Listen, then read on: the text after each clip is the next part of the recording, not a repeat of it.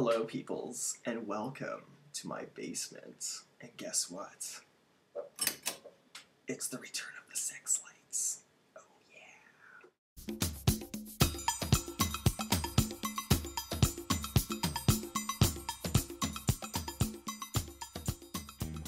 So it's been some time since I've last done a YouTube update, so I thought I'd put up a blog. It seems logical to me. So as you can tell, I'm back in the basement here, and basically I just kind of thought to myself, well, I'm using up the master bedroom and with just a bed and a desk when I could be making money off of it, so moved back down here, which is actually kind of good. It's now summertime, so it's getting pretty hot out in the upper floor, so in the basement it's nice and cool here. So right now we got the master bedroom renting for $560. We got the middle bedroom still renting out to Tile Setter Guy for $455 a month, and he's actually off to Edmonton right now doing some work there, and holy smokes, I have so many stories to tell you about him, I barely have time.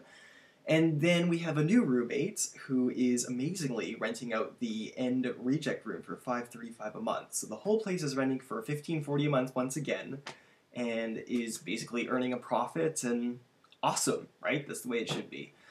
So, and then what else is new? We had basically my windows installed into the house, which really enhanced the curb appeal, makes it look really awesome. I'm very impressed of how well it looks, actually.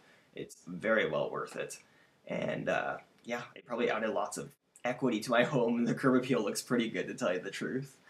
And then we had a party at my house a couple of weeks ago, which was pretty crazy. I just felt really good about it because the first 2 months of owning this place, we had like parties every weekend. And then finally we had another one a little while ago, another drinking game, and it was a lot of fun. And then there's like the other thing that's been bogging me down lately. And you guys are probably wondering, like, what happened to, like, the really cool blogs I used to do, right? That's why I brought back the lava lamp, because it's like, let's start this up again. And basically, for the past year and a half, there's been something that's kind of bothering me, and basically I haven't been talking about it much simply because I know that some people at work watch these videos.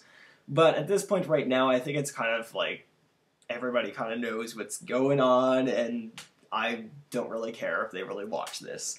And so what it is that I've been working for those of you who know, I work for a major bank in Canada, and it's a call center environment, inbound, so if you have like problems with your banking, you call that 1-800 number on the back of your card, and you get me, you speak to me, right? So I think like the past 2 years have been really good in terms of like what I've learned about the banking system, and to tell you the truth, I do enjoy speaking to the clients and everything like that, but the problem is that when I got hired at this job, I thought it was a customer service type of thing. But as it turns out, as we were put onto the phones, it's very much a sales-oriented job. Basically, if you don't meet goal, you're not meeting the expectations of the bank, right? And for the past 2 years that I've been working there since June of 2008, I think there was 2 weeks that I've worked there that I actually met the goals that they had set out. So do you know what it's like to work for a company that basically tells you that you're not meeting their basic core requirements? It's a little bit depressing. So the past little while, I've kind of examined, like, I have a house that's paying for itself. I have rental income. I have no fear of being homeless, basically.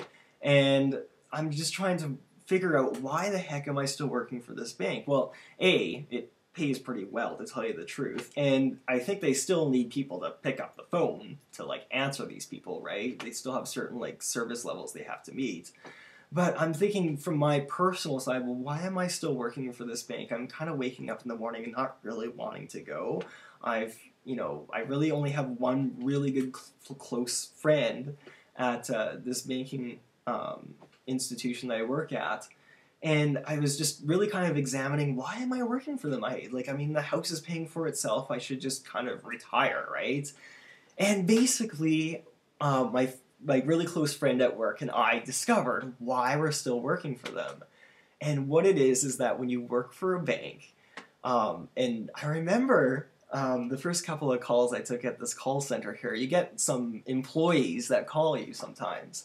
And one employee told me that, you know, us bankers, we're some of the poorest people you'll ever meet because we're so used to getting easy credit at a really low interest rate because the banking institution that you work for usually gives you a really low rate when you want to borrow, right?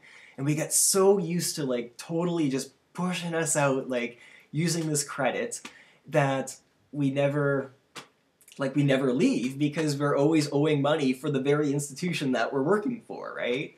And you know what? I am a pretty good financially, fiscally responsible guy, but yeah, I fell victim because what happened was when I bought this house about a year ago, and that's why I was like such in a big rush to buy this place because I realized that this is not a job that I want to work at for the rest of my life. I want to get this house set up so I can have the rental income supporting me like as soon as possible, right? So when I bought this house, I'm going to give you guys like hard numbers once again.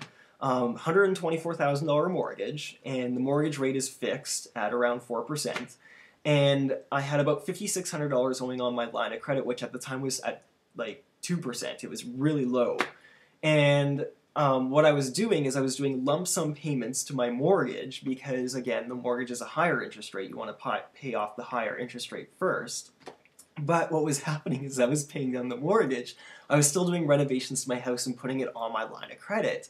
Now, not a big deal when, like, you know, your mortgage is a higher interest rate than the line of credit, you may as well. But if you ever leave the bank, the line of credit goes up to like prime plus 6% or something like that, so quite a bit higher than my mortgage. And so I was like, oh crap, I kind of painted myself into this corner because, you know, now I have, like, to tell you the truth, now my mortgage is $111,000, so I paid it down by like 13 grand, which is pretty good, but my line of credit has ballooned to like $16,000. So I'm like, crap, and especially at this point right now where it's been 2 years of working for this bank and I'm getting like these notices that like, Landon, you're not meeting our basic core requirements and blah, blah, blah, blah, right? And so I'm like, oh dang, it's like, you know, I think my days are numbered at this banking institution, but I don't want to be stuck with this line of credit that's going to go up in percentage when I leave, right? So what I'm doing is I'm basically taking all my rental income and all my paycheck and just throwing it to the line of credit and decreasing the limit. And so far so good, it's been working out. But that's why I've been, like, I'm so focused financially that I haven't been doing a lot of creative things, such as like doing things on YouTube. Although I am actually watching a lot more YouTube videos and trying to get back into the groove because I'm starting to realize that there's more to life than finances, right? So that's what's going on with me. I'm trying to pay off this line of credit, hopefully by the end of the summer, which is a little bit optimistic because 16 grand in like 3 months is a little bit unrealistic. But I'd really like to at least get it shrunk down enough so that in the event that I'm either, you know, terminated or quit, that I'm not stuck with this, like, debt, right? So, learn my lesson, pay off, like, you know, the variable interest rates first before the fixed interest rates, right? So, that's what's going on. Like I said, been on YouTube, I've been watching a lot of videos and things like that. I'm really, really missing, like, there's, like, my subscribers that I've subscribed to, a lot of the people have closed down their accounts, and I'm just, like, dying inside. Like, whatever happened to, like, I Gay Paris and Sensation Drop and all these people that I used to love, like, a couple of years ago, they've all, like, disappeared, so. But yeah, that's what's going on with me. And, I mean, again, it's no surprise, like, I just, like, it's been 2 years, and honestly, if it's not your thing, can you honestly blame me, right? So, basically, I'm gonna work as long as I can, and I'm moving back to full-time so I can, like, pay this off. And, yeah, it's a little bit sad. You work for the company so you can pay the company that you work for. It's, I don't know, whatever. So, anyways, tell me how you guys are doing, and hopefully I'll be doing more blogs, give you guys some updates of how I'm trying to get this done, and we'll talk to you guys later. Have a good night. Bye-bye.